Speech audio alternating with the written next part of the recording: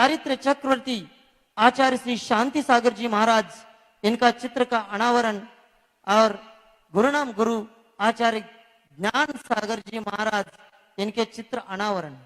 आज चित्र अनावरण के लिए ऐसे एक शख्स को हम यहाँ बुला रहे हैं। आप सब लोगों को याद आता है नहीं है मालूम नहीं। 1999 का वो काल जब देश के प्रधानमंत्री अटल बिहारी वाजपेयी जी थे और एक पाकिस्तान की सेना ने कारगिल की भूमि पर पैर रखा था और कारगिल के पहाड़ पर कब्जा जमाया था और पाकिस्तान का ये आक्रमण जो है उसको पीछे हटाना था और पाकिस्तान के सैनिकों के हाथ में जो कारगिल का पहाड़ गया था वो पहाड़ भारत को वापस लाना था। इस युद्ध में अनेक लोग शहीद हो गए, अनेक लोग ऐसी कड़कड़ाती ठंड और पूरा बर्फ जमा था। ऐसे ही उस कारगिल के पहाड़ पर लड़ने वाले एक जवान हमारे धर्म बंधु थे। उस युद्ध में प्रत्यक्ष वो सहभागी थे। ऐसे जवान को यहाँ आज चित्र अनावरण के लिए बुला रहा हूँ। विलास कुमार रतन साहू जी जो कारगिल विजय युद्ध में स्वयं जवान के रूप में वहां कारगिल के पहाड़ पर लड़ रहे थे। ऐसे जवान को यहाँ तालियों की गूंज के साथ आप सब लोगों को उनका सम्मान करना है और उनको हम आमंत्रित करते हैं वे आए और आज का ये चित्र अनावरण करें। आइए और आप सपरिवार आपके परिवार के लोग भी साथ में आएंगे और सपरिवार आकर आज ये चित्र अनावरण का कार्यक्रम वो करेंगे। इनका ऐसे लोगों का भी सम्मान होना चाहिए। अपना एक धर्म बंधु ऐसे विजय युद्ध में वहां लड़ रहे थे पाकिस्तान के साथ, पाकिस्तान को जवानों के साथ। ऐसे एक धर्म बंधु को ये सम्मान आज हम दे रहे। वे आए और इतना ही नहीं, उन्होंने आज के दिन 1,11,111 रुपए की एक कलश की भी स्वीकृति इस जवान सैनिक ने दी है। उनको हम कमेटी की ओर से बहुत बहुत धन्यवाद देते हैं और आज का चित्र अनावरण उन्हीं के हाथ से हो ऐसा उनको हम निवेदन करते हैं।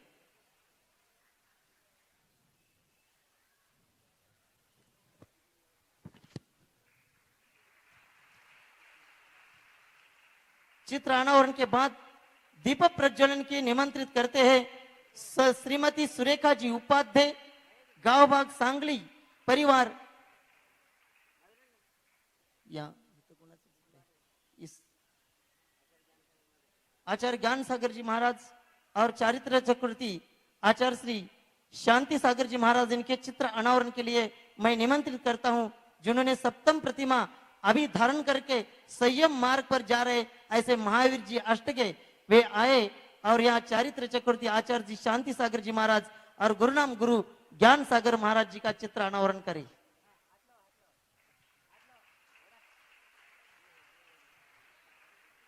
दीपक प्रज्वलन, आज का दीपक प्रज्वलन के लिए हम निमंत्रित करते श्रीमती सुरेखा उपाध्याय, सांगली गांव भाग करवियार। इन्होंने आज 5,55,555 का एक कलश की स्वीकृति यहाँ पर दी है और नगद राशि भी दी है। वे आए और आज यहाँ दीपक प्रज्वलन करे।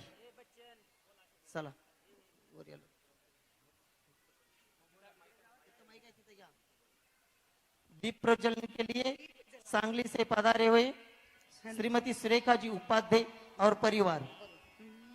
दीप जलाएंगे गुरु जी तेरे चरणों में, शीश झुकाएंगे गुरु जी तेरे चरणों में। भक्ति के मैं दीप जलाऊं जीवन उजियारा, अंधकार में जीवन की गुरु तुम ही एक आशा। संत ना देखा ऐसा ग्रंथ ना देखा, संत ना देखा ऐसा ग्रंथ ना देखा, अंश ना देखा ऐसा वंश ना देखा।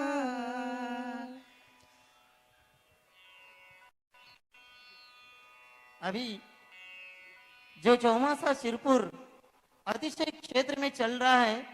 इस चौमासा की विशेषता है आचार्य श्री जी का सुवर्ण महोत्सवी आचार्य पदारोहण वर्ष शुरू, और ऐसे स्वर्णिम पदारोहण वर्ष में हम लोगों का चौमासा, हम लोगों को ये महाराष्ट्र वासियों को चौमासा मिला है। और इस स्वर्णिम पदारोहण के वर्ष के निमित्त से आरिका पूर्णमती माता जी के प्रेरणा से यहाँ कुछ स्पर्धा ली थी। उसके यहाँ जो स्पर्धा वेशभूषा स्पर्धा और नृत्य स्पर्धा हुई थी, उसका यहाँ पारितोषिक वितरण करवा रहे। ये पारितोषिक वितरण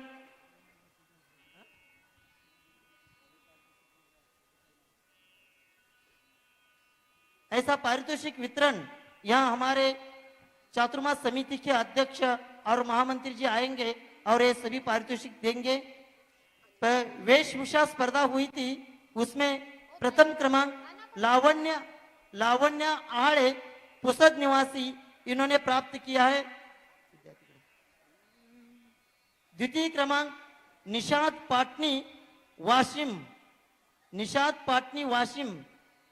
तृतीय क्रमांक उत्कर्ष विश्वंबर शिरपुर।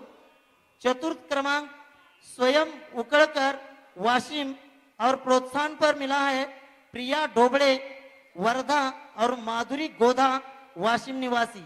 वे सब आएंगे और पारितोषिक प्राप्त करेंगे। नृत्य स्पर्धा में प्रथम क्रमांक पाया है रश्मि जैन औरंगाबाद। द्वितीय क्रमांक अक्षरा घोड़के बीड। तृतीय क्रमांक श्रद्धा विश्वंबर शिरपुर। प्रोत्साहन पर सौम्या उकड़कर वाशिम, हर्षदा मसालकर कारंजा। इसमें कोई स्पर्धा के विजेता पुरस्कृत है तो वे आए और पारितोषिक प्राप्त करें। अनुमोदना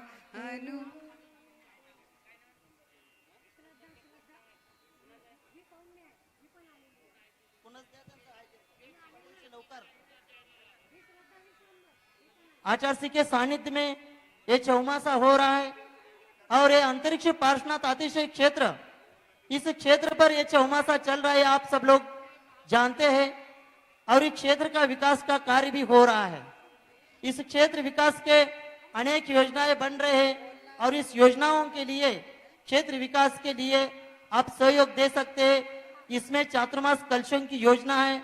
इसमें प्रथम कलश 51,51,511 रुपए का, चिंतामणि कलश 31,31,311 रुपए का, प्रभावना कलश 21,21,211 रुपए का, अहिंसा कलश 11,11,11,111 रुपए का, वात्सल्य कलश 5,55,555 का, अंतरिक्ष कलश और 1,11,111 रुपए का चातुर्मास मंगल कलश।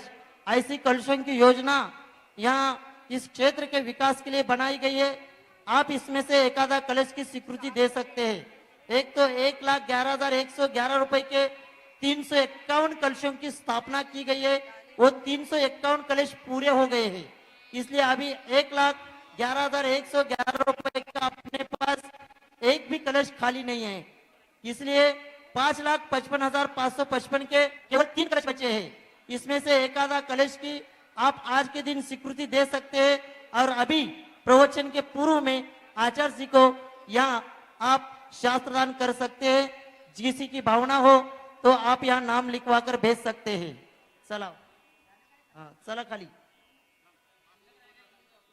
अभी आगामी काल में 31 तारीख से पर्युषण पर्व आ रहा है और आचार्य श्री के सानिध्य में यहाँ शिरपुर में प्रथम बार पर्युषण पर्व हो रहा है। महाराष्ट्र प्रांत भी प्रथम बार यहाँ आचार्य श्री के सानिध्य में ये पर्युषण पर्व मनाएगा। ऐसा पर्युषण पर्व में आचार्य श्री के सानिध्य में यहाँ कार्यक्रमों का आयोजन किया गया है। उसकी दिनचर्या जो पर्युषण पर्व में रहेगी उसके बारे में 1 मिनट में आपको बताते हैं। प्रातः काल 5:30 बजे से इसी पेंडाल में अभिषेक, शांतिधारा, नित्य पूजन और पर्व पूजन होगा। उसके बाद 7:40 बजे से तत्वार सूत्र की प्रत्येक अध्याय की कक्षा लगेगी। 9 बजे आचार्यिका और आचार्यिका आशीर्वचन यह प्राप्त होगा। 9:30 बजे से आचार्य जी का और मुनि संघ का आहारचर्या होगी। दोपहर 1 बजे रेसिपी की कक्षा होगी। विशाल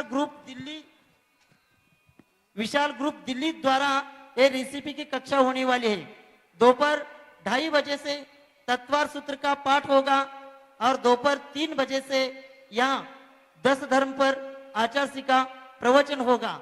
5:45 पर आचार्य भक्ति एवं आरती होगी। 6:30 को संगीत आरती, 7 बजे से सामायिक ध्यान, 8 बजे से शास्त्र प्रवचन और 9 बजे से सांस्कृतिक कार्यक्रम। ऐसे कार्यक्रमों का आयोजन यहाँ पर किया गया है। इस सभी कार्यक्रम पर आप आ सकते हैं। आप सब लोगों की उचित व्यवस्था यहाँ कमेटी द्वारा की गई है। सभी लोगों की व्यवस्था हो जाएगी, किसी को कोई चिंता करने की आवश्यकता नहीं। क्षेत्र छोटा सा है, निश्चित रूप से थोड़ी बहुत प्रतिकूलता होती है, लेकिन प्रतिकूलता को या अनुकूलता मानकर आप चलेंगे तो निश्चित रूप से आप सब लोगों को आचार्य के सानिध्य में ये पर्युषण पर्व मनाने का बहुत बड़ा अवसर यह महाराष्ट्र प्रांत पर आया है, उसको आप सार्थक कर सकते हैं। शास्त्रदान के लिए यहाँ एक विशेष सम्मान हम कर रहे हैं। श्री प्रतापराव काशीराव देशमुख, आशाबाई प्रतापराव देशमुख और उनके भाई प्रकाशराव काशीराव देशमुख, शोभाबाई प्रकाशराव देशमुख, इनका सम्मान, ये सपरिवार आए यहाँ मंच पर। इनका सम्मान विशेष रूप से इसलिए हो रहा है, आचार्य जी यहाँ शिरपुर में विराजमान है और आप सब लोग जानते हैं कि अपने पास दिगंबर जैन समाज के पास एक निकलंक निकेतन इतनी धर्मशाला थी और उसमें भी आचार्य जी विराजमान हो गए। लेकिन ऐसा एक परिवार है जिन परिवार को ये 2-2 चौके इस घर में लगे हैं, एक पैसा भी उन्होंने लिया नहीं और उनके भाव यही है कि जब तक आचार्य जी है तब तक जितने लोग चौका लगाने के लिए उनके घर में आएंगे तब तक वो फ्री ऑफ चार्ज में देंगे। सभी ये शाकाहारी परिवार है और ऐसे परिवार ने उनका मेन मंदिर के पास घर है। आज उनके एक कमरे को 1 लाख से ऊपर लोग देने के लिए तैयार है, 1 लाख रुपए। लेकिन ये फ्री ऑफ चार्ज में उनके पास स्वयं 7-7 दिन के लिए स्वयं कमरे दे रहे हैं और चौका लगाने का सहयोग कर रहे हैं। इसलिए इस परिवार को यहाँ हम आमंत्रित करके आज सम्मान करना चाहते हैं। वे हमारा सम्मान स्वीकार करे, ऐसे उनको यहाँ निवेदन करते हैं। आचार्य श्री को आज शास्त्रदान करने के लिए नितिन गजकुमार वाड़ली, पल्लवी नितिन वाड़ली, इन्होंने 1,11,111 रुपए की कलश की स्वीकृति दिए। वे आए और आचार्य श्री को शास्त्रदान करें। माजिन वाणी तेरो नाम सारे जग में धन्य है। माजिन वाणी तेरो नाम सारे जग में धन्य है। ज्ञान की ज्योति तू ही जलाती, मंच खाली करना है, सभी लोगों को मंच खाली करना है। भक्तों को भगवान तू ही बनाती मार्ग। परम पूज्य आचार्य भगवान, आप सब लोग जानते हैं, अभी आप देख भी रहे आचार्य जी का उम्र, उनका स्वास्थ्य, और ऐसी स्थिति में भी आचार्य जी रेली पटनागंज से लगातार 600 किलोमीटर से ज्यादा विहार करके इस शिरपुर अंतरिक्ष पार्श्वनाथ क्षेत्र पर चौमासा के लिए आए। हम पहले से बोल रहे हैं, आचार्य जी बहुत दूरदृष्टि रखते हैं और उनका कुछ ना कुछ दूरदृष्टि का सोच के उसी के कारण यहाँ आचार्य जी शिरपुर में विराजमान आज हम लोगों को दिख रहे हैं। प्रतिकूलता होते हुए भी आचार्य जी लगातार एक दिन भी कहीं भी रुके नहीं। रेली पटनागंज के बाद सीधा शिरपुर में ही उनका प्रवास रुक गया। ऐसा लगातार प्रतिकूलता होते हुए भी कितनी गर्मी थी, 44-45 के ऊपर टेम्परेचर था। ऐसे टेम्परेचर में लगातार 600 किलोमीटर का पैदल विहार करके आचार्य सिंह के पैर यहाँ शिरपुर अंतरिक्ष पार्श्वनाथ के भगवान के सामने रुक गए।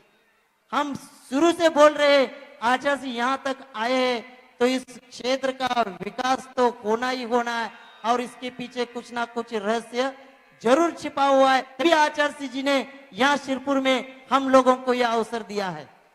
आज यहाँ आप सब लोग देख रहे हैं शिरपुर क्षेत्र की स्थिति। आचार्य सिंह जी यहाँ आए, यहाँ पूरे गांव से लेकर मंदिर तक की स्थिति, मंदिर की यहाँ गांव के रास्तों की स्थिति, मंदिर की स्थिति आप सब लोग देख रहे हैं। देखिए ये शिरपुर जैन 2000 से ज्यादा पुराना अतिशय क्षेत्र है।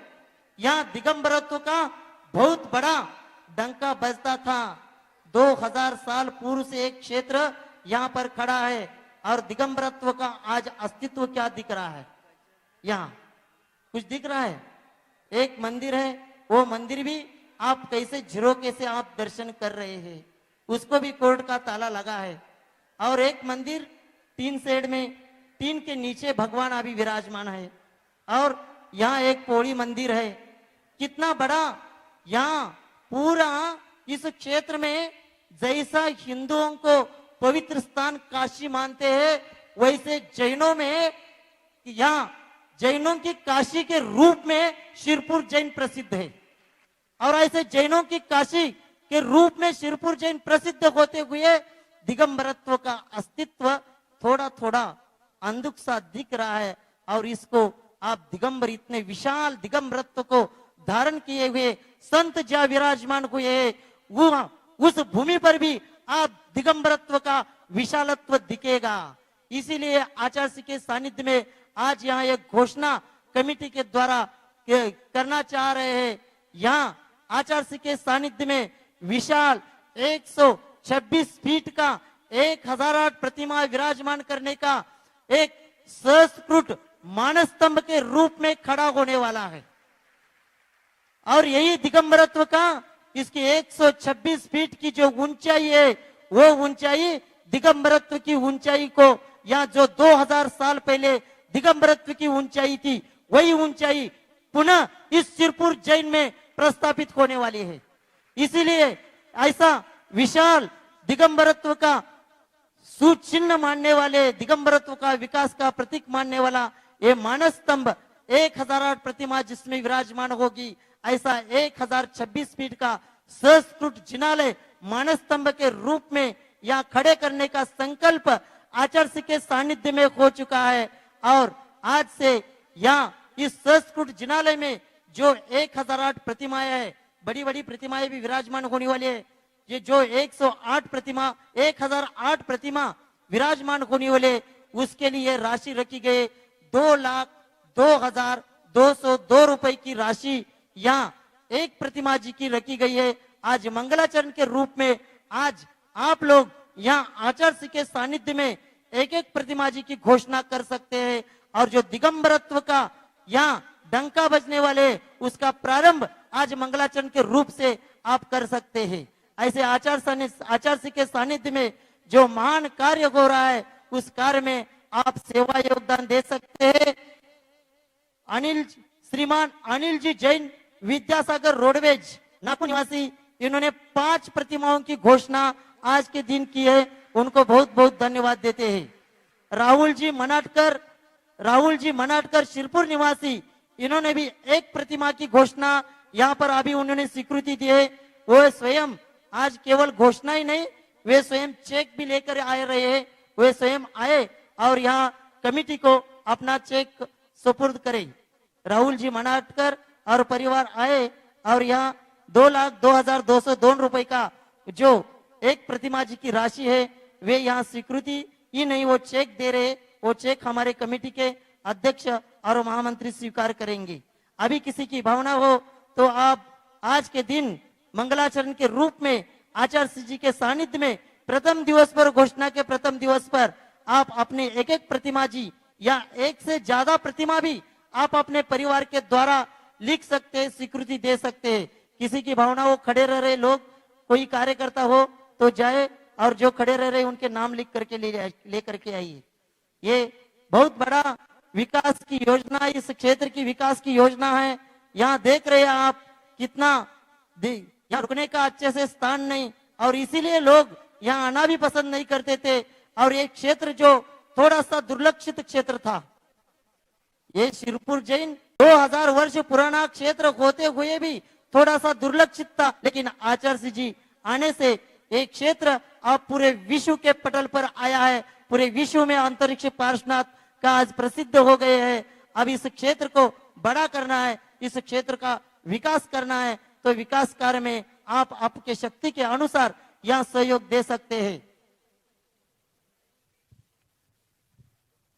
किसी की भावना हो तो एक एक प्रतिमा जी की राशि आप लिखवा कर भेज सकते हैं, और आज जो प्रतिमा की राशि लिखेंगे उनके हाथ से यहाँ आचार्य सिंह को शास्त्रदान भी करवाएंगे।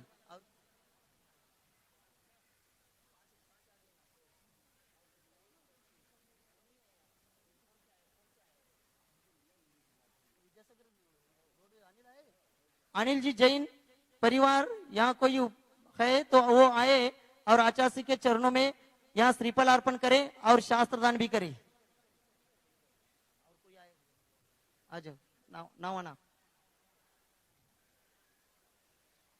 प्रकाश नारायण राव जैन साकरखेड़ा कस्तूरे परिवार, इन्होंने भी एक प्रतिमा की दान स्वीकृति यहाँ पर दी है। वे भी आए और आचार्य सिंह के चरणों में श्रीफल अर्पण करके आशीर्वाद प्राप्त करे और शास्त्रदान भी करे। प्रकाश नारायण राव जैन साकरखेड़ा कस्तूरे परिवार।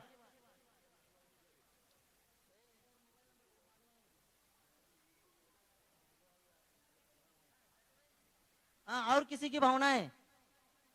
सुरेखा बुन, हाँ, सुरेखा जुगमंदर शाह ना पुना, सुरेखा जुगमंदर शाह पुना निवासी, इन्होंने भी एक प्रतिमा जी की यहाँ स्वीकृति दी है।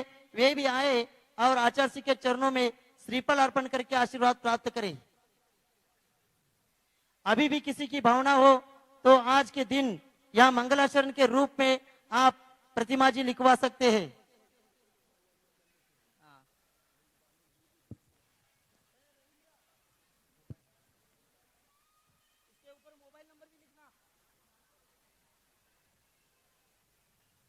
अभी भी किसी की भावना हो, देखिए यहाँ हम लोग देख रहे हैं, यहाँ अच्छे से बैठ करके भगवान जी के सामने पूजन अभिषेक करे, ऐसा मंदिर भी आप लोगों को दिख नहीं रहा है। तो ऐसा अवसर आचार्य सिंह के सानिध्य में हम लोगों को प्राप्त हो रहा है, तो इस अवसर का लाभ हम सब लोगों को लेना चाहिए।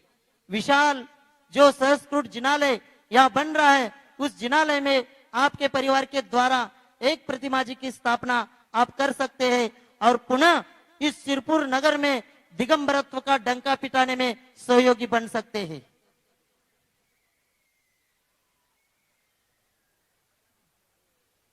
अभी भी किसी की भावना हो तो आप लोग आ सकते हैं।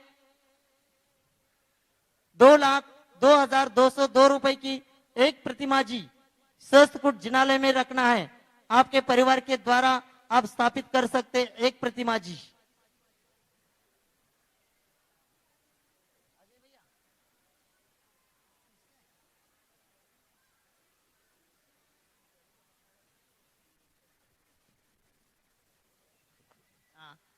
ब्रह्मचरी अजय भैया जी जो शिरपुर में अभी रहते हैं, उन्होंने भी एक प्रतिमा की स्वीकृति दी है। वे भी आए और आचार्य सिंह के चरणों में श्रीफल अर्पण करके आशीर्वाद प्राप्त करें और शास्त्रदान भी करें। अभी भी किसी की भावना हो तो आज के दिन आप ये अवसर प्राप्त कर सकते हैं और आचार्य सिंह को शास्त्रदान कर सकते हैं। किसी की भावना हो तो एक प्रतिमा जी आप लिख सकते हैं। महाराष्ट्र प्रांत में ये आचार्य सिंह के सानिध्य में बनने वाला पहला संस्कृत जिनालय है। आचार्य सिंह के सानिध्य में बनने वाला पहला संस्कृत जिनालय है। इसलिए ऐसे पहले संस्कृत जिनालय में पहली प्रतिमा आप पहले दिन आप अपनी प्रतिमा स्थापन कर सकते हैं। एक प्रतिमा की स्वीकृति किसी की भावना हो अभी भी तो आप आ सकते हैं यहाँ पर।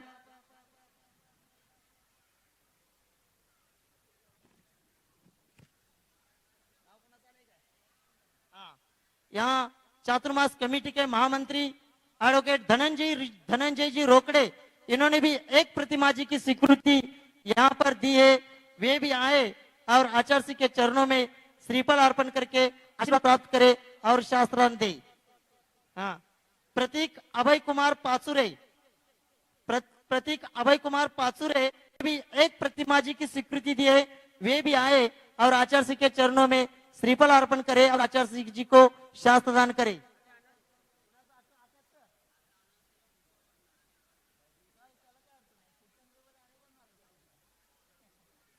आकाश जी महाजन और परिवार शिरपुर निवासी, इन्होंने भी एक प्रतिमा जी की दान स्वीकृति दी है। वे भी आए और आचार्य श्री के चरणों में श्रीफल अर्पण करके आशीर्वाद प्राप्त करे और आचार्य श्री को शास्त्र दान करे। उनके परिवार के लोग कोई है तो आ जाए, आकाश महाजन के परिवार के लोग। अभी भी किसी की भावना हो तो आज के दिन आप प्रतिमा लिखवा सकते हैं। संस्कृत जिनालय में जो विशाल 126 फीट का संस्कृत जिनालय यहाँ पर बनना है, उस संस्कृत जिनालय में एक प्रतिमा आपके परिवार के द्वारा स्थापित कर सकते हैं। अभी किसी की भावना हो तो यहाँ आ सकते हैं। लोकर या आचार्य श्री जी का प्रवचन प्रारंभ करना है, इसलिए जल्दी जल्दी सभी लोग आप यह अवसर प्राप्त करेंगे।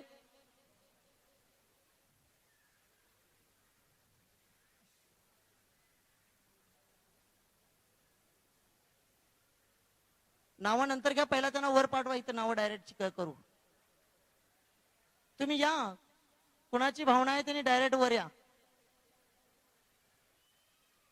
इथं डायरेक्ट पुकारूया, इथं डायरेक्ट वर या।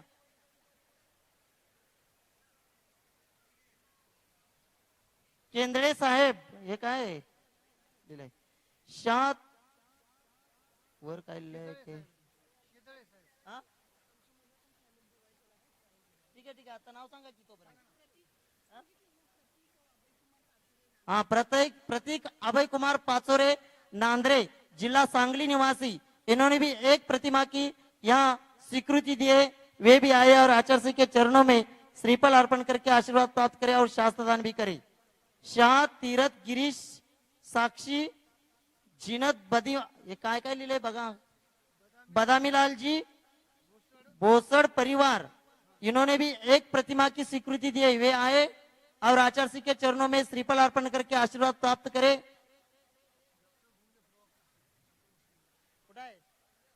डॉक्टर अभय जी गुंगे परिवार, इन्होंने भी एक प्रतिमा जी की स्वीकृति दी है।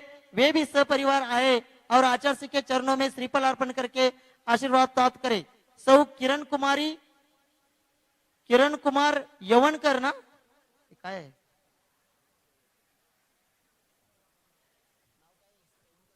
यवनकर, सवयनकर, उकळकर आहे काय? हा, अवथनकर, किरण कुमार जी अवथनकर, वाशिम निवासी, सचिन नकाते परिवार की ओर से यहाँ एक प्रतिमा जी की स्वीकृति दी है। वे भी आए और आचार्य श्री के चरणों में यहाँ श्रीफल अर्पण करके आशीर्वाद प्राप्त करे। सभी लोगों से निवेदन है, जो प्रतिमा का दान दिया जाता है वो एक परिवार से दिया जाता है। 2-2, 3-3 परिवार मिलकर के कभी प्रतिमा जी का दान दिया नहीं जाता। इसलिए सभी से निवेदन है, प्रतिमा जी का केवल एक परिवार के जितने भी नाम हो, एक परिवार के नाम आने चाहिए। निवेदन करूं, वो आने दो उतना। हाँ, अभय कुमार जी गुंगे और परिवार के लोग जो भी है वे आए और आचार्य श्री के चरणों में श्रीफल अर्पण करके आशीर्वाद प्राप्त करे। एक प्रतिमा जी यहाँ, उनका आज हम सब लोगों को बताने के लिए अभिमान लग रहा है कि 11 अगस्त को यहाँ पर रक्षाबंधन के दिन हथकरघा प्रशिक्षण केंद्र शुरू हो गया और हथकरघा प्रशिक्षण केंद्र शुरू होने के बाद यहाँ 11 अगस्त से आज का तारीख है 28, यानी केवल 17 दिन में यहाँ हथकरघा प्रशिक्षण केंद्र में हमारे 108 महिलाएं काम कर रहे हैं और केवल 17 दिन में साड़ी और धोती दुपट्टा बनाना प्रारंभ भी कर चुके हैं। और आज ऐसे जो इस प्रशिक्षण केंद्र में जिन महिलाओं ने यहाँ इतना कम काल में प्रशिक्षण लेकर ऐसा एक साड़ी धोती दुपट्टा और टॉवेल का निर्माण किया गया है। एक सेट है, एक पूरा सेट धोती दुपट्टा साड़ी और एक टॉवेल, जो धोती दुपट्टा और साड़ी पहनकर आप आचार्य का पड़गान भी कर सकते हैं, मुनि महाराजों का पड़गान कर सकते हैं। ऐसे एक ही परिवार को एक सेट बना करके हम यहाँ देने वाले हैं। और पहला टॉवेल, पहली साड़ी और पहली धोती दुपट्टा जो निकली है उसकी यहाँ बोली लगाने वाले हैं। 1 मिनट में ये बोली लगेगी, आप इसको प्राप्त कर सकते हैं। बोलिए जल्दी जल्दी यातलं काढा साड़ी दिन।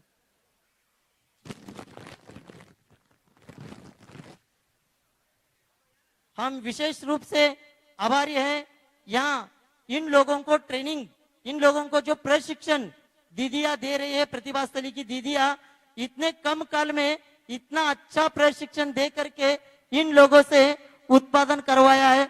और पहला उत्पादन यह हो गया है। पहला उत्पादन का किसके घर में जाता है? शिरपुर में आचार्य के सानिध्य में जो केंद्र का उद्घाटन हुआ, ऐसे केंद्र में निर्मित प्रथम उत्पादन की बोली यहां लगाए जा रही। बोलिए जल्दी जल्दी।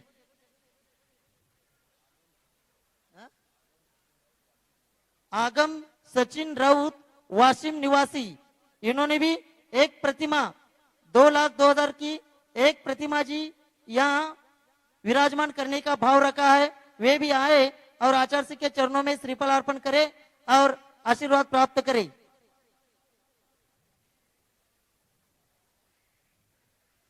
किसी के भाव हो पंकज अजमेरला फोन करा, तू घेतो म्हटलंय त्याला, इथं हाय बघा पंकज अजमेरा, त्याला फोन केलतो मगाशी, घेतो म्हटलाय, डायरेक्ट मारायचं अजमेरा। बोलिए जल्दी जल्दी, प्रवचन के लिए समय हो रहा है। पहला उत्पाद किसके घर में जाएगा? कौन ऐसा सौभाग्यशाली परिवार है जो शिरपुर अंतरिक्ष पार्श्वनाथ के अतिशय क्षेत्र पर आचार्य के सानिध्य में प्रारंभ हुआ हथकरघा केंद्र से निर्मित पहला उत्पाद घर में लेके जाएंगे? धोती दुपट्टा और एक टॉवेल, ऐसा एक सेट पूरा। बोलिए जल्दी जल्दी। ये साड़ी है, धोती दुपट्टा भी दिखाओ, उसमें धोती दुपट्टा भी, धोती दुपट्टा लाया ही नहीं।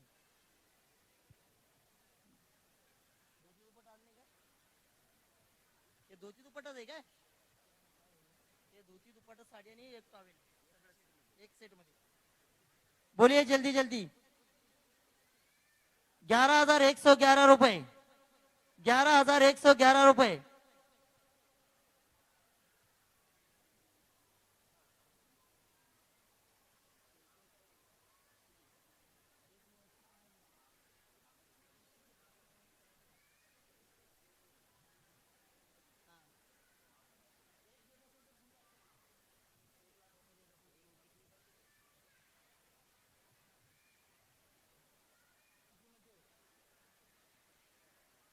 हाँ बोलिए। हाँ भाभी जी, कितना करना है? 51,551 रुपए, 51,551 रुपए। और ये जो पैसा आएगा इससे उनको प्रोत्साहन भी मिलेगा। हथकरघा में जो प्रशिक्षण ले रहे हैं और दे रहे हैं, ऐसे दोनों को प्रोत्साहन मिलेगा, इसलिए ये राशि आवश्यक है। और ये हथकरघा में ही जाएगी राशि इसकी। 71,771 रुपए, 71,771। हम यहाँ जो ट्रेनिंग दे रहे, प्रशिक्षण दे रहे, ऐसे ब्रह्मचर्यनी दीदी, संगीता दीदी आदि आए हैं, उनको निवेदन करते हुए आए और आचार्य के चरणों में श्रीफल अर्पण करके आशीर्वाद प्राप्त करें। क्योंकि इनकी इतने कम समय में ऐसे लोगों को जो कभी जीवन में हथकरघा देखे नहीं, ऐसे लोगों को इतने कम समय में इतना उत्पादन करने का प्रशिक्षण इन्होंने दिया है। इनका भी यहाँ अभिनंदन करते, आभार व्यक्त करते हैं। 71,000 एक करूं क्या? 71,771 उनको श्रीफल अर्पण के लिए बुलाया है, उनका राशि नहीं है ये। हाँ 1,11,111 रुपए, 1,11,111 रुपए, 1,11,111 रुपए, 1,11,111 रुपए दो। देखिए किसी का भाव हो, इन लोगों को प्रोत्साहन आ जाएगा। और भी ऐसे अनेक केंद्र यहाँ महाराष्ट्र में खुलने वाले, उन लोगों को भी प्रोत्साहन मिलेगा, अनेक लोगों को रोजगार मिलेगा इसके द्वारा। 1,11,111 रुपए श्रीमती गुणमालाबाई पाटनी, धीरज पाटनी, सौ सोनल पाटनी, कुमारी आराध्या, चिरंजीव निषाद पाटनी परिवार, वाशिम निवासी, इन्होंने भी एक प्रतिमा जी की दान स्वीकृति दी है। वे भी आए और आचार्य श्री के चरणों में श्रीफल अर्पण करके आशीर्वाद प्राप्त करें।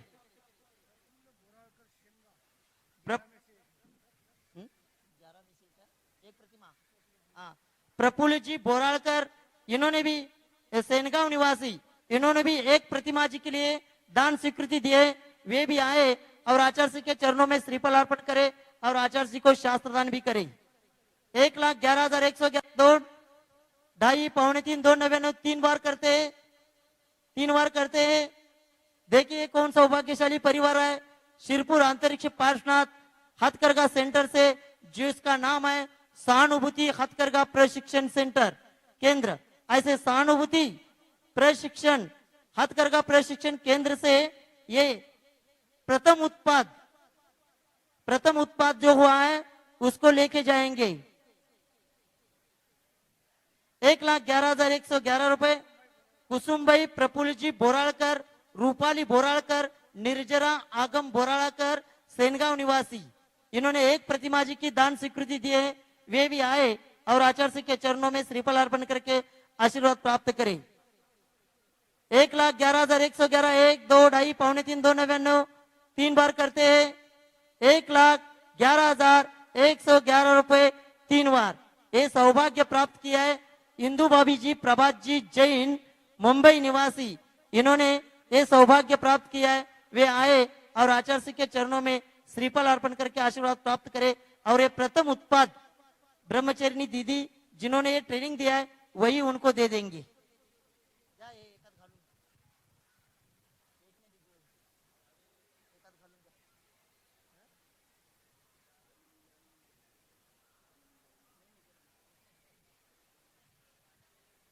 अभी किसी की भावना हो प्रतिमा जी आदि दान करने की तो आ सकते हैं।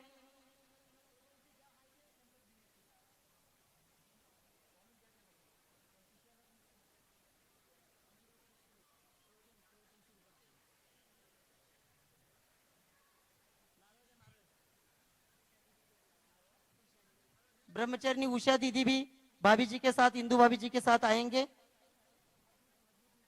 मधु दीदी जी भी आएंगी साथ में। अभी किसी की भावना हो प्रतिमा जी आदि दी लिखने की तो आप लिखवा सकते हैं।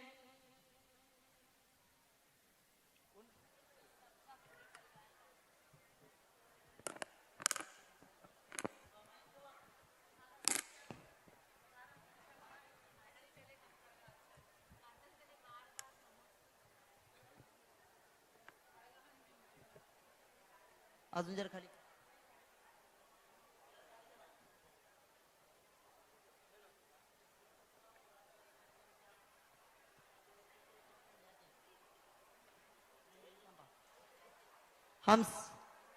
हम सभी की ओर से आचार्य जी के चरणों में त्रिवार, हाँ वो दीजिए दीदी, दीदी ते द्या।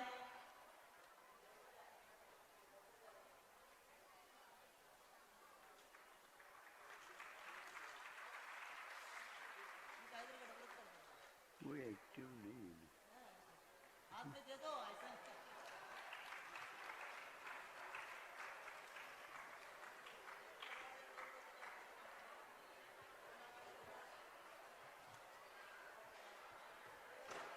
हाँ चले नीचे चले, भाभी जी मंच खाली करी।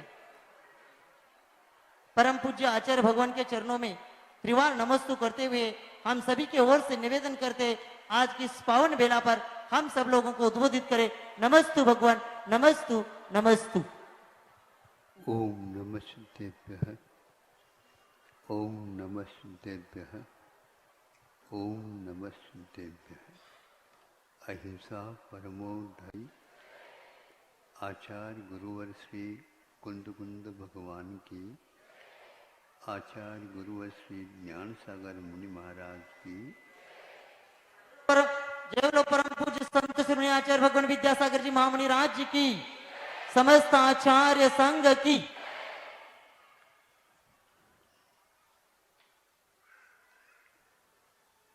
पर्व सामने आ रहा है। धीरे धीरे लोग एकत्रित हो रहे हैं। व्यवस्था की बात है, ये होती रहेगी। कार्यक्रम की घोषणा यहाँ पर हो चुकी है। आज यह पर्व से पूर्व में रविवार आया है। अब पर्व में ही रविवार आएगा, वह 7-8 दिन में आएगा।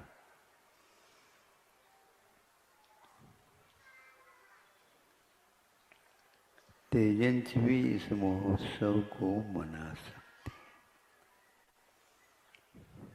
आप लोगों को बार बार कहने के उपरांत मनाते हैं, और वो उनको कुछ कहे बिना भी वो मनाते रहते हैं। पर्वराज एक प्रकार से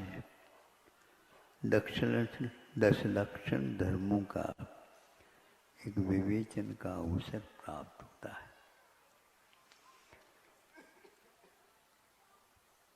पहले संघनन दीर्घ होने से मुनि महाराज श्रमण भारतवर्ष में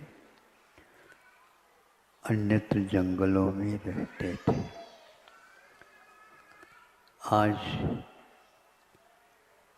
संगन की हीनता होने के कारण आप लोग इस दृश्य को उस रूप में नहीं देख पा रहे।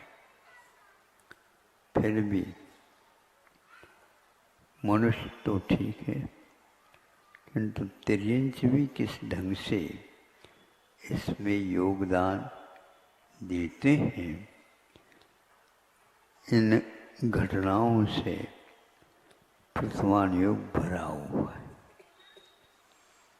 एक घटना आपके सामने आ रही है, उसका चिंतन, उसका मनन और बार बार होता रहे, यह लेखक का स्वामी समंत भद्र महाराज जी का यह एक प्रकार से आप लोगों के सामने रखा गया।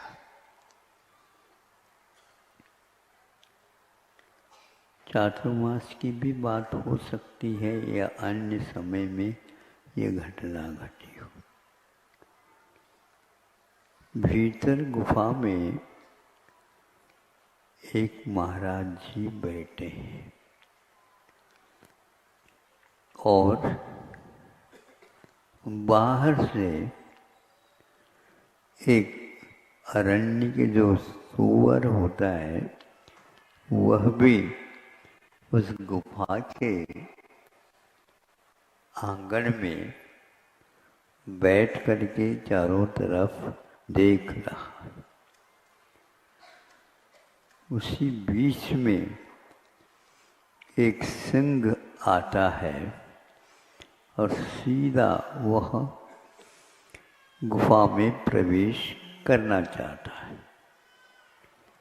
उसी वक्त उस सूअर ने जा करके उससे भिड़ करके और अपनी भाषा में उसको जो कुछ भी कहा, समझ में आ सकता है, उस सिंह को भी समझ में आ गया हो। उसने भी इसी प्रकार का प्रहार धावा भूल करके उसको जवाब देना चाहा, लेकिन ये एक ऐसा दो पहलवानों के बीच में कुश्ती होती है, बच्चों का त्यों वहाँ पर घटने लगे।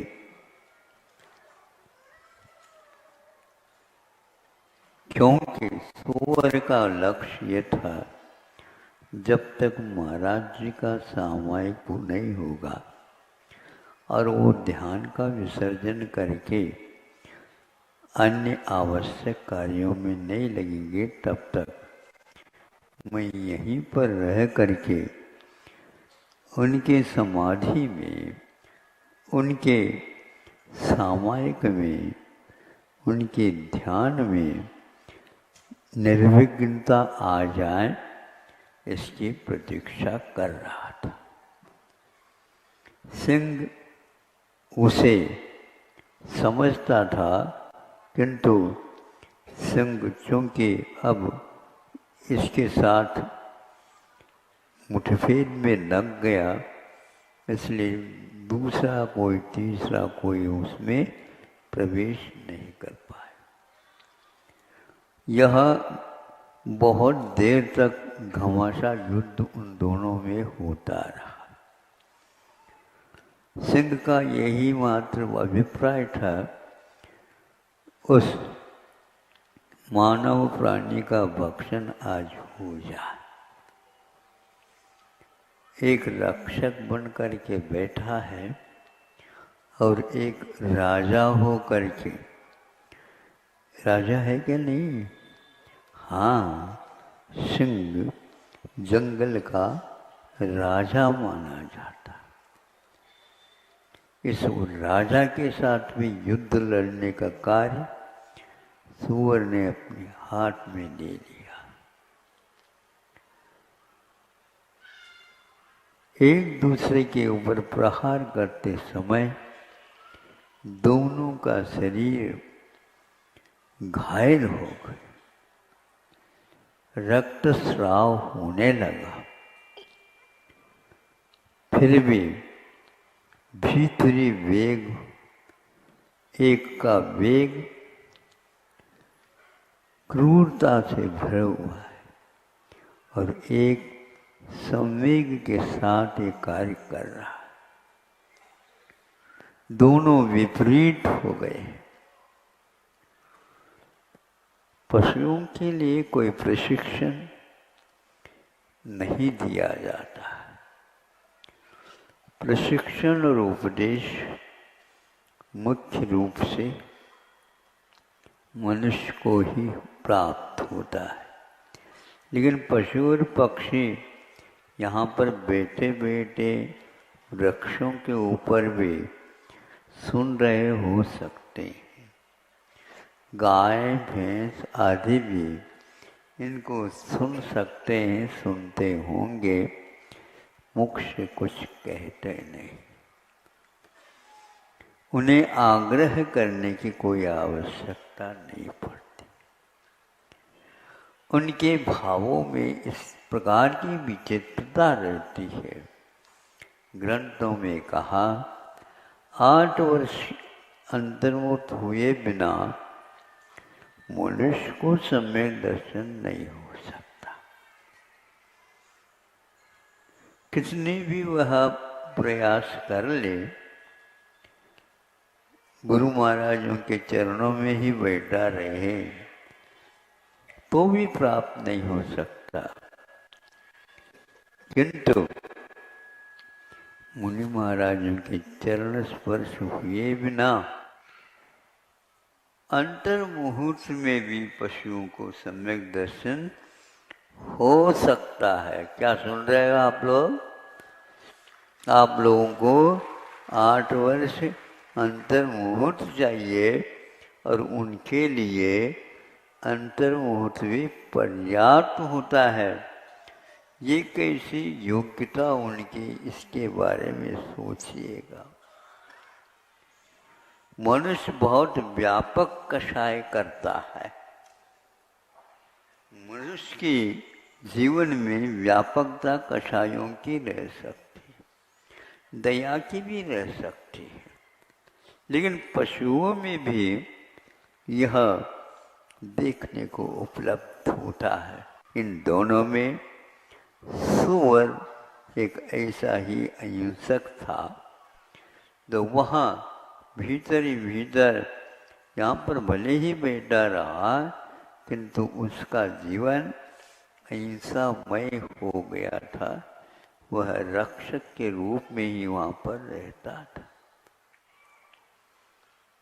इस कथा को पढ़ने से ऐसा ज्ञात होता है, सम्यक दर्शन के पीछे पढ़ने से सम्यक दर्शन प्राप्त नहीं होता, आगे की सीढ़ियां और हैं। किंतु पशुओं में एक साथ तीनों ही प्राप्त हो सकती हैं, ये भी उल्लेख मिलता है। ज्ञान का अर्थ विद्यालय खोलने से, महाविद्यालय खोलने से, विश्वविद्यालय खोलने से नहीं प्राप्त होता, किंतु वह एक भीतरी आयाम है, वह एक भीतरी साधना है, वह एक भीतरी, ऊपर से उसका संबंध नहीं, किंतु ऐसा पुरुषार्थ होता है। और जैसे आप लोगों को कोई ऐसी घटना देख करके आँखों में आंसू आते हैं, उसके लिए कोई विशेष परिश्रम करने की आवश्यकता नहीं होती। कभी कभी ऐसे भी भीति के अवसर मिलते हैं और शरीर में पसीना अपने आप ही आने लग जाता है। इसमें भीतर का ही एकमात्र संबंध रहता है। हम लोगों की कठोरता के बारे में और मृदुता के बारे में संतों ने कहा है, यह भी एक मनुष्य प्राणी संस्कार तो होकर के आता है तो बात अलग है, लेकिन इसके जीवन में ये बहुत कम होते हैं। आपने कभी देखा होगा कि रात में कौवे तक नहीं बोलते, और आपका जो है ये बोल चाल रात भर भी चल सकती। वो सोचते होंगे कौवे, चिड़िया वगैरह, ये कैसे मनुष्य है जो रात दिन ही ये काम कर रहे हैं। इससे व्यवधान तो आता होगा। हमने तो कभी कौवों को रात में का करते हुए नहीं सुना। हाँ, आप लोगों का प्रभाव उसके ऊपर भी पड़ सकता है। बिजली लाइट वगैरह चालू हो गई, वो समझते होंगे अब दिन जल्दी होने वाला है। लेकिन जब वो कभी भी नहीं सुन, ये कुक्कुट बोलते हैं, मुर्गा, वह ठीक जब रात ढलने की होती है उस समय में आपको सुनाते हैं, कहते हैं अब जग जाओ। एकदम तो अभी रात गई नहीं, लेकिन अंतिम प्रहर में कम से कम प्रभु को याद करो। यह मुर्गों के माध्यम से आप लोगों को सीख उपलब्ध होती है। आप लोगों ने कभी बच्चों को इस प्रकार उठा करके और इस प्रकार सुनाया? नहीं, क्योंकि यह हमारे यहाँ लिखा हुआ नहीं, क्योंकि हम दिन में ही करते हैं, रात में नहीं करते। रात में आप भोजन फिर भी करते होंगे, लेते होंगे, किंतु कोई भी पशु पक्षी इसको छूते तक नहीं, ऐसा सुना है। आप डाल भी दोगे तो भी वह दिन में जो खाया है उसकी जुगाली चरवन भर करते रहते हैं और उसको पचा करके प्राण के रूप में परिवर्तित करते हैं। बंदर भी ऐसा ही करता होगा। उसके गले में एक थैला टाइप बना हुआ रहता है, उसमें वह खा खा करके रुक जाता है, स्टोर कर लेता है, संग्रहित कर लेता है। फिर संभव है रात में उसको चरवन करता है। अब उनके जीवन में चरवन कम है, इसलिए अनेक प्रकार के भयानक रोग आपको हो रहे हैं। यदि पच जाए खाया हुआ तो फिर कहने की आवश्यकता नहीं है, यह अपच रोग आपके पास आ गया, आ नहीं सकता। हम यूं कहो बस हर बात में संग्रह और को यह उपलब्ध न हो, इस प्रकार की भावना रखते हैं। और भी पशु पक्षी, उनके बारे में आप अध्ययन करिएगा, निश्चित रूप से वे इस प्रकार की तामसी वृत्ति से दूर रहते हैं। पीने का भी कार्य रात में वे लोग नहीं करते, कुछ पशु पक्षी को छोड़ करके। इस प्रकार मैं ये कह रहा था कि सम्यक दर्शन की भूमिका के लिए विशेष आयाम करने की आवश्यकता नहीं, एक भीतर देखने की, जानने की और बाहरी दरवाजा को बंद करने की आवश्यकता पड़ती है। इसलिए उस युवर की ओर आप देख रहे हैं और इधर एक तरफ सिंह की ओर भी देख रहे हैं। इस प्रकार घमासा युद्ध होता हुआ दोनों के प्राणांत हो गए।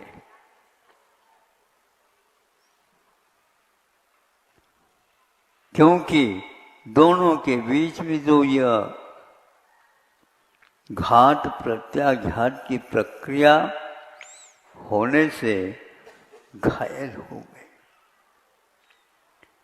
दोनों को प्राणांत हो गया। लड़ने वाले तो निश्चित रूप से नरक में जाएंगे, ऐसा तो हम सुनते हैं। सुनते क्यों, बिल्कुल है ही है। अब इनको भी नरकों में जाना पड़ेगा, क्योंकि ये भी सामने सामने युद्ध ही कर लिया।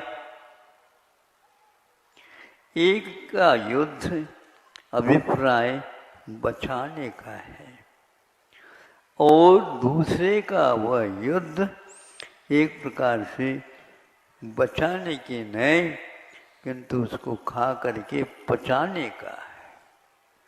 यहाँ इतना जमीन आसमान का अंतर है। जमीन आसमान का अंतर कब होता है कि यह संभव ही नहीं है इन दोनों को हम मिला दें, इतना बड़ा अंतर रहता है। ऐसा ही भावों का खेल है। हमारे भावों में ये तीव्रता जो आकर के घुसी है, कषाय के उदय के साथ इसका संबंध रहता है। इसलिए जब उनका अवसान हुआ, कथा का उपसंहार होता है। कहाँ पर गए ये दोनों? न्यायालय की ओर जाने की कोई आवश्यकता नहीं पड़ती। यह आज की रिवाज जैसी बन गई। पहले पंचायत बैठती थी, उसके द्वारा 1-2 दिन भी नहीं लगे और वह पंचायत जैसी घोषणा करेगी, उसके अनुसार कार्य होता था।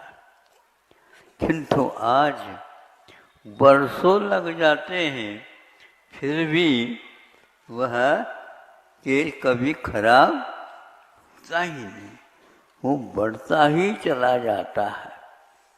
संभव है आज के युग में न्याय में जाना एक अनिवार्य जैसा बन गया और वह एक प्रकार से व्यवसायीकरण के रूप में भी परिवर्तित हो गया। इसे कहने में कोई हमें आपत्ति नहीं लग रही है।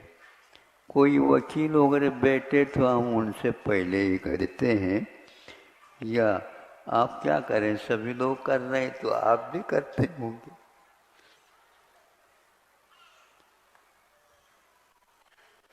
मतलब उनको पंचायत के ऊपर कितना बड़ा विश्वास रहता था। जो वो कहेंगे वो हमारे लिए मान, और वह कह देते थे।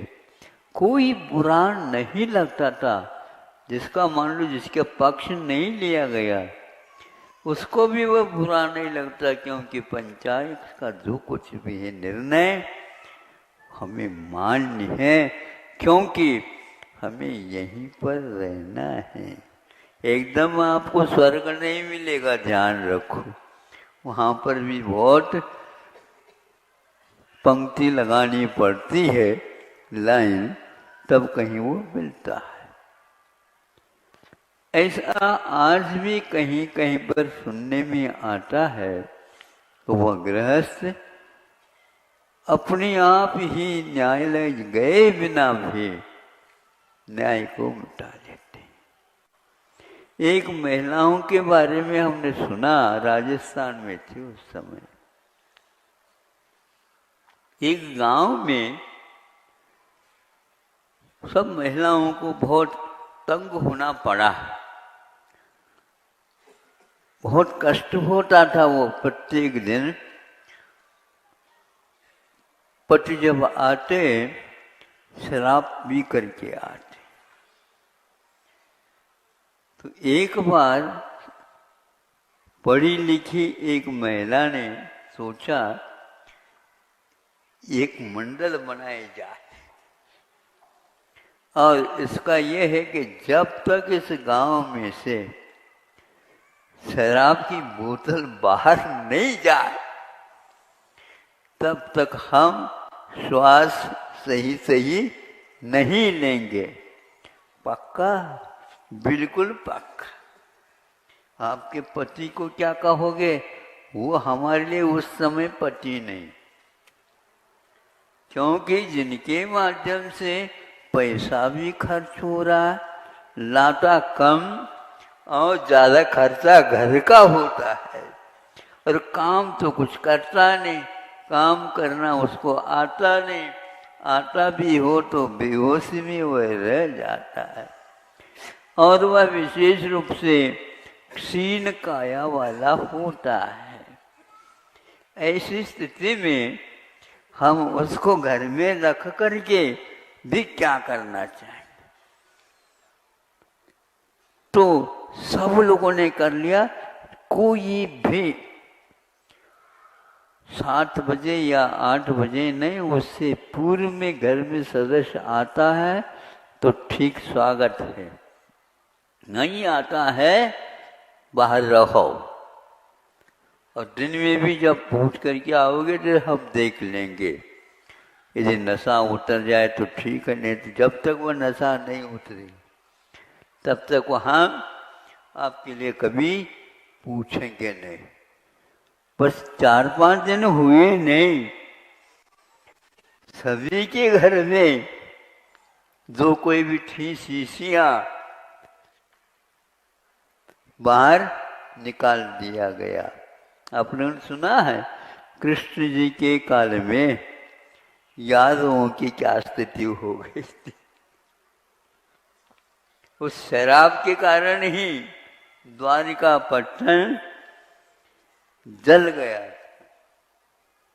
जला लिया गया, क्योंकि एक रिद्धिधारी मुनि महाराज के ऊपर यादवों ने उपसर्ग किया। और वह कहाँ से आया शराब? तो पहले ये कह दिया था कि यहाँ राज दरबार जो कुछ भी है उनमें से शराब सारे के सारे बाहर फेंका जाए, क्योंकि यादव लोग शराब पी करके ही महाराज के ऊपर उपसर्ग करेंगे। ये सुन करके सब लोगों ने पार किया था, किंतु खदानों में जो वह इकट्ठा हुआ और 2-3-4 दिन जो है लगातार वर्षा होने से वह खदानें भर गई। हाँ, और जो है सशक्त हो गए शराब और उसको पी लिया प्यास लगने से। फलस्वरूप पुनः उन लोगों ने महाराज जी के ऊपर धावा बोल दी। उसके परिणाम स्वरूप वहां पर यह घटना घटी। इससे फल होता है कि वो महिलाएं अडिग रह गई और हम पीछे नहीं हटेंगे। जैसे अभी कहा कि टाइगर हिल, ये समझे, वहां पर भी ऐसा मोर्चा दिया जवानों ने, तो कईयों को वहां से भागना पड़ा। युद्ध ऐसा थोड़ी होता है, गर्मी के दिनों में गर्मी, सर्दी के दिनों में सर्दी, वर्षा के काल में मूसलाधार वर्षा में भी सेना को सजग रहना पड़ता है। जिस समय आप खुर्राटे लेते हैं उस समय वह किसी भी प्रकार से किसी को भी छोड़ नहीं सकते। तब कहीं जाकर के ये महाराष्ट्र, जो कि प्रथम नंबर में, भारत तो नहीं आ रहा लेकिन आबादी की अपेक्षा से दूसरे नंबर में आता है। और यदि यह कर्मठता के साथ बुराइयों को छोड़ करके आगे बढ़ता है तो क्या हिम्मत है उसके पास जो ये नशाएं उतर जाए उसके सामने। प्राय करके नशा जो है ना, प्रभाव कब होता है जब कोई विशेष पूछने वाला नहीं होता और बच्चे सब डर जाते हैं उनसे, किंतु पुलिस एक बार सीटी बजा दे तो वो नशा ही उनका उतर जाएगा और भाग जाए वो अपने अपने घर को। एक कारण यही है कि कोई ऐसा भी व्यक्ति चाहिए जो इस प्रकार संवैधानिक नीतियों के ऊपर अपना शासन और प्रशासन चलाता हो।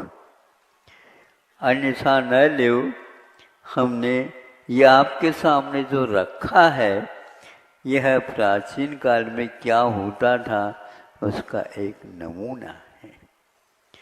ऐसे भी राजा जो कि मुसलमान होकर के भी इसका विरोध किया जाता था और आज शाकाहारी हो करके भी इसका प्रावधान विधान किया जा रहा है।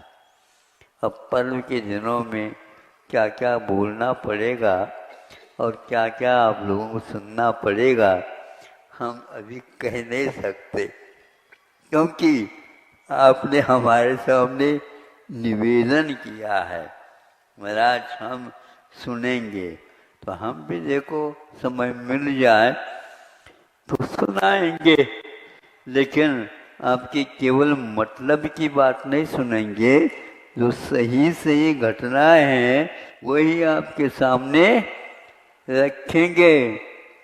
हाउ कह दो, हाउ ऐसे धीरे धीरे हाउ हमारे कानों में नहीं आ पाती। हाँ हो महाराज। हाँ तो उससे जो है ना ये सारे पुरुष लोग समझ में आएंगे। ये प्राय करके पुरुषों के द्वारा ही शराब का धंधा किया जाता। हाँ, कहीं कहीं पर बहुत दिन का प्रचलन होने से वहाँ महिलाओं में भी आ सकता है, लेकिन उसमें अगवा उन्हीं का रहता है। पति और पत्नी का जब संबंध होता, विवाह होता है, तो यह सारे के सारे उस अग्नि देवता के सामने, जल देवता के सामने प्रतिज्ञा दिलाई जाती है और उन प्रतिज्ञाओं का पालन जब लो घट में प्राण, यह घट में जब तक प्राण रहेंगे तब तक हम इसका कभी भी उल्लंघन नहीं करेंगे। तो यह भीतरी नहीं बाहरी बात, उसका प्रभाव से कई लोग इसको भूल जाते हैं, इसलिए वहाँ तिर्यंच हो करके भी इसको भूला नहीं। वह तो हो गया सुअर, स्वर्ग में जा करके देव हुआ, और सिंह कहाँ पर चला गया है? रावण जैसे अन्यायी व्यक्तियों का वहाँ पर अड्डा लगा हुआ है, आज भी वहाँ पर वह चला गया। हमें छूट देते एक बार, छूट नहीं, यहाँ पर सभी को अपना किया हुआ अनर्थ का फल भोगना पड़ेगा, भिन्न भिन्न स्थानों में जा करके।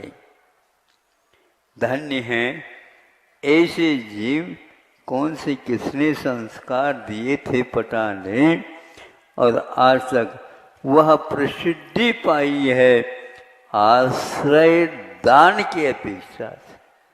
कौन सा दान? आश्रय दान। दूसरे को आश्रय क्या देना? अपने जीवन में स्वयं को भी आश्रय देना होता है।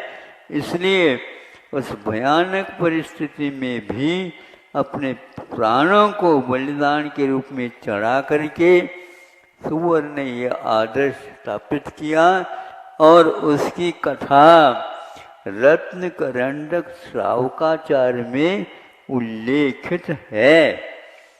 और सभी लोग योग से यहाँ पर मध्याह्न में सुनता हूँ, 2:30 बजे से 3:30 बजे तक रत्न करंडक श्रावकाचार्य का स्वाध्याय वाचना होती है। अब इनमें इस प्रकार के छठे छठी गाथाएं दी गई है। अभिमान में कौन मुखिया हुआ और माधव की अपेक्षा से कौन मुखिया हुआ? पुरुष भी है, उसमें महिलाएं भी हैं। इस प्रकार वह कथानक नहीं किंतु उदाहरण के रूप में उनको प्रस्तुत कराया गया है। मद करने वाला कहाँ पर चला जाता है और निर्मद हो जाता है, तो सम्यक दर्शन उसकी परिक्रमा दे करके खड़ा हो जाता। हाँ, नहीं समझे इसको धारण करने की कोई आवश्यकता नहीं। प्रतिपक्ष वस्तु का जब हम विमोचन कर देते हैं या त्याग कर देते हैं, तो पक्ष अपने आप ही खड़ा हो जाता है। तूफान आना बंद हो गया, अपने आप ही जो झाड़ लेटे हुए थे वो धीरे से उठ करके खड़े हो जाते हैं। इस प्रकार आपके सामने यह कथा जो रखी, यह मुझे बहुत प्रिय कथा लगती है। हमें प्राय करके जो अबला हो करके भी और जो पशु हो करके भी, पक्षी हो करके भी, उनकी दृढ़ता, उनके आचरण के प्रति निष्ठा देख करके वो बहुत जल्दी निकट भव्य है। और अवश्य ही आप लोगों का नंबर बाद में भी आ सकता है, किंतु उनका पहले प्रथम श्रेणी में ही पुरस्कार उन्हें दिया जाएगा। और रत्नगढ़ श्रावकाचार्य में समर्थभद्र महाराज ने यही एकमात्र कार्य किया है। अब इसको आप अपने जीवन में उतारने का, चिंतन मनन करने का अवसर दे दो, ताकि आपका जीवन में भी यह प्रसंग अपने जीवों का भी उद्धार हो जाए। इसलिए हमें कभी भी पुराण ग्रंथों को गौण नहीं करना चाहिए। इनसे हमारा हृदय में जो यदि निश्चय है उसकी रक्षा होती है, और यदि नहीं है तो उसकी उत्पत्ति होती है और आगे उसमें विकास हो जाता है। ये तीनों बातें अपने जीवन में अपने लिए भी सहायक है और दूसरे के लिए भी सहायक है। इस प्रकार ये वक्तव्य आपके सामने छोटा सा है, रविवार के अनुरूप हुआ है।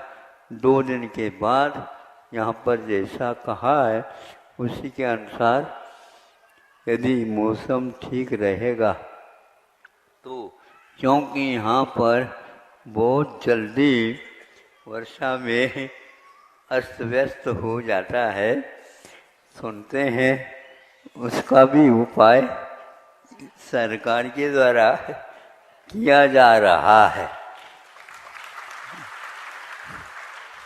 क्योंकि आप लोगों ने उनको वोट दिया इसलिए हो रहा। ये पक्का है, हमने वोट दिए हैं, इतना तो कम से कम काम करो। वो करने के लिए तैयार हुए हैं, बताते अहिंसा परमो धर्म।